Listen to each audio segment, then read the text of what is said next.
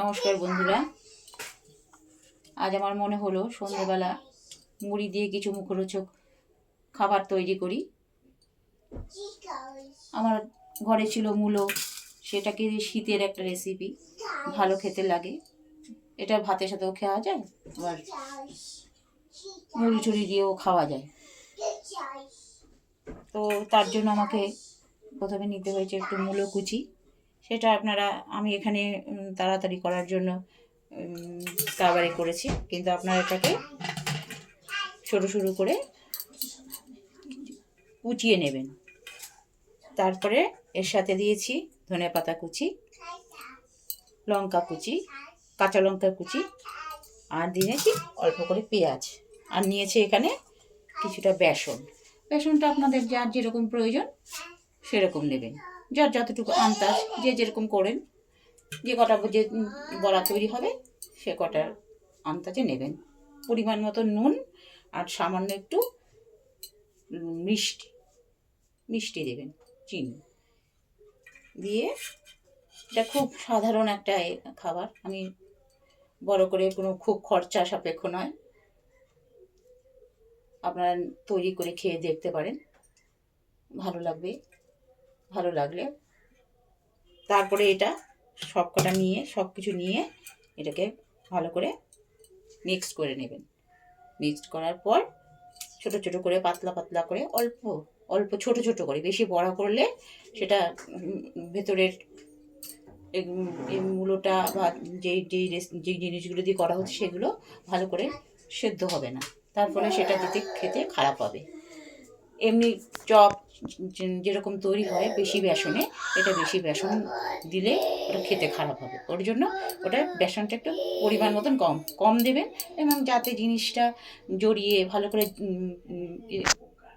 জড়ানো যায় বা বড়াটা ঠিক মতন চেপে বসে, এরকমভাবে খুলে না যায়, সেইভাবে যার যার আন্দাজ মতন সেটা করবেন।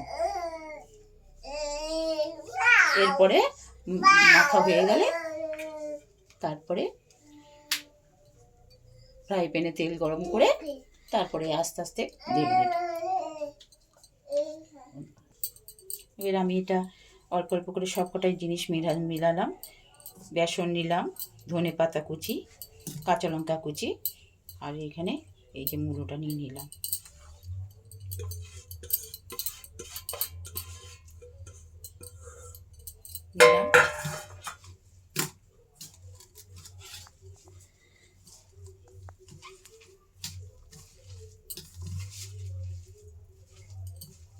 সঙ্গে নিলাম পেঁয়াজ কুচি,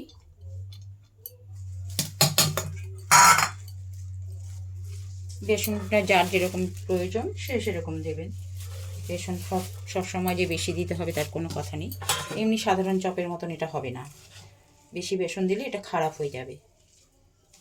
এই যে দেখছেন আমি মাখছি, এটা নিচের আন্দাজে, যাতে বড়াটা চেপে বসে বা খুলে না যায় সেইভাবে করতে হবে। একটু মিষ্টি লাগবে।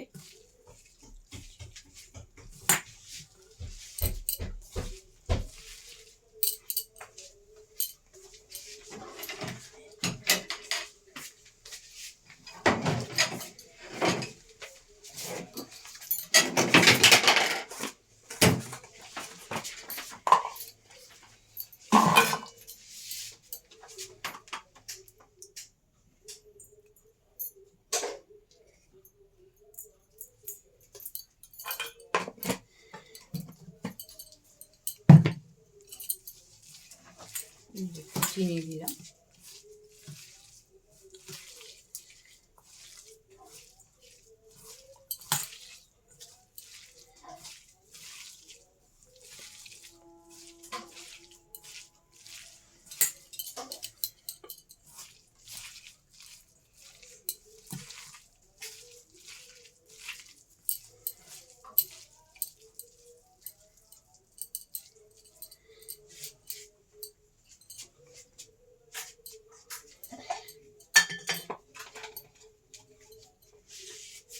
করতে বললাম। এবার আমার তেলটা গরম হয়ে গেছে, দেখুন গরম হয়ে গেলে গরম করে একটু চারিদিকে এরকম ছড়িয়ে নিতে হবে। ফ্রাই প্যানে করলে একটু সুবিধা হয়। এইবার তার মধ্যে সামান্য একটু হলুদ একটু মাখার সময় দিয়ে নেবেন, সামান্য দিয়ে যা ছোট ছোট করে কাটতে হবে। বেশি বড় করলে এটা কাটা থেকে যায়, খেতে ভালো লাগবে না। এরকম ছোটো ছোটো করে দেখুন আমি একটা একটা করে খাচ্ছি।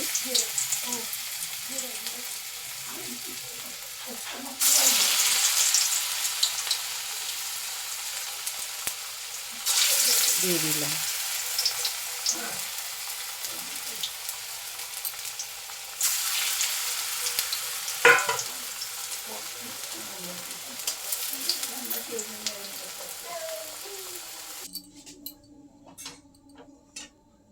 দেখুন বন্ধুরা, এই হলো আজকের আমার রেসিপি, মূলো দিয়ে তৈরি বড়া। আমি গরম গরম তেল থেকে তুলে নিয়েছি, কিন্তু এটা ঠান্ডা করলে চলবে না, এগুলো গরম গরমই খেতে হবে। এটা চাইলে আপনি মুড়ির সাথে, ভাতের সাথে খেতে পারেন, মুড়ির সাথেও খেতে পারেন। আর যদি চান, যেরকম যার যেরকম ভালো লাগে আর কি, খেয়ে দেখবেন। যদি ভালো লাগে অবশ্যই একটা লাইক করবেন, কমেন্টস করবেন।